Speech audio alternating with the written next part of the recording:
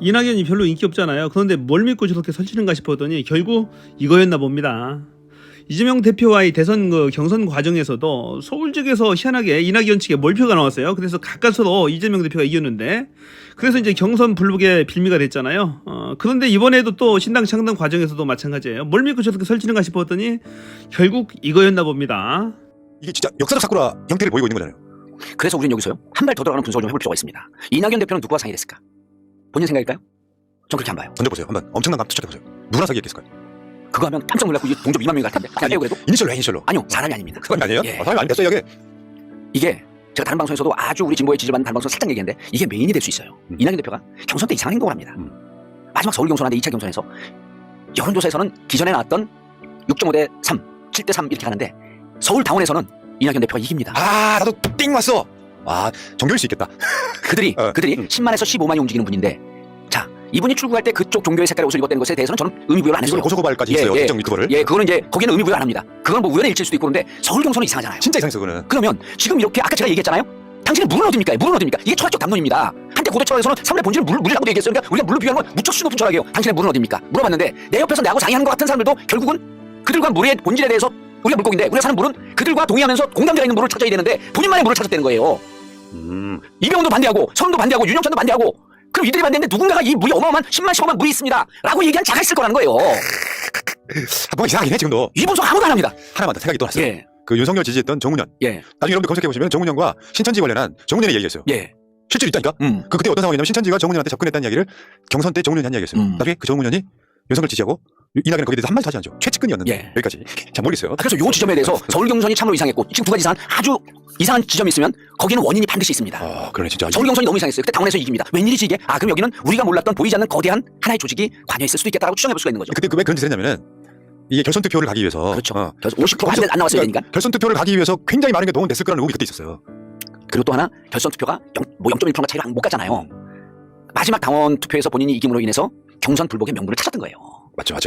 그게 그 경선 룰 때문인데. 네. 중간 사퇴한 사람들을 넣냐 안 넣느냐 뭐 해가지고 그럼요. 이재명 대표의 득표율이 50%를 못 넘기게 하려고 온갖 용을 썼거든요. 맞습니다. 만약에 중간에 사퇴한 사람 안 넣어버리게 되면 50%못 넘어왔죠. 그런데 이상한 게요, 제가 한 4주 전에 우연히 이낙연 그룹의 최신에 모여진 측근 그룹이라고 하면서 이낙연이 거기 갖고 본인의 정치적 미래에 대해서 의논하는 팀인데 갔다 온 사람이요, 우연히 저하고 조인이 된다 이래요. 다들 미친 줄 알았어요. 제3지대 제3세력 지도자론을 설파하는데 전혀 설득력이 없더래요. 근데 그 얘기를 이낙연 대표가 너무 열변을 토면서 하더래. 그래서 이건 제3당으로 간다. 그럼 그거에 대해서 누군가가 가스라이팅 시킨 세력이 따로 있다는 겁니다. 저는 그러지 않고 이 상황이 설명이 안 돼요. 이래서 새날을 보내는 겁니다. 그러니까요. 야, 진짜 나 오늘은 좀 약간 바쁘다 보니까요, 어떤 생각의 스펙트럼을 그렇게 높게 가져가지를 못하는 경우가 많은데, 그 색깔이 그저 청초록? 예. 이 색깔이 갑자기 떠오르니까 소름이 이렇게 쫙. 역사는 하나의 결과가 있지만, 역사학에서 분석을 잘하는 사람들은 역사적 흐름의 맥락을 딱 곱씹으면서 잡아봐야 돼요. 근데 이런 거 있어요. 돼지 눈에 돼지만 보이는 것도 있어. 나는 그런 생각을 사람이 참아. 근데 그 생각을 하는 사람이 있다는 게 깜짝 놀라. 본인에게 결정적인 서울 당원 승리에 계기를 줬던 세력이 있다고 한다면 그들에 대한 의지, 신뢰도, 의존도 이게 높아졌겠죠. 그리고 지금도 그들과의 연관성이 끊이지 않았다고 생각하면 이번에 신당 창당의 이 결정이 이해가 되죠. 예, 알겠습니다. 예. 자, 충격적이네요.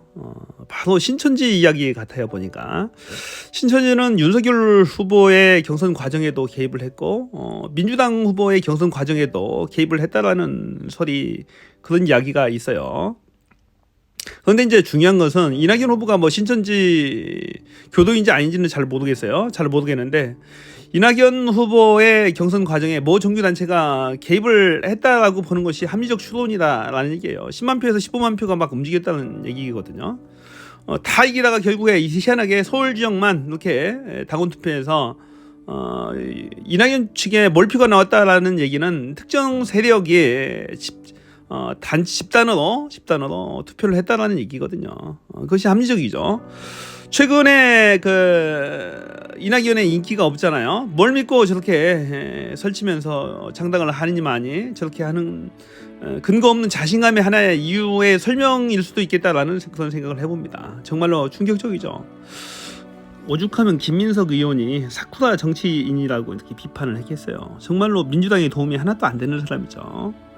그렇게 민주당에서 호가호위하면서 국무총리도 하고 당대표도 하면서 누릴 거 다 누렸으면서 결국에 민주당에 분탕질하면서 본인이 반드시 대통령이 되겠다라는 그런 야망 하나 가지고 이렇게 꼬장을 부리면서 분탕질을 치는 이낙연 대표, 절대로 용서가 안 됩니다. 이건 아예 대역 죄인이죠. 어찌 보면은 윤석열과 한패라고도 볼 수밖에 없는 거죠. 그러면은 지금 윤석열 정부를 심판하자고 하는데, 윤석열 검찰을 심판하자고 하는데 민주당 내에서 분탕질을 해서 표를 갉아먹는다. 이것은 뭐 역적이죠. 어떻게 보면은 진짜 나쁜 정치인입니다. 그러면은.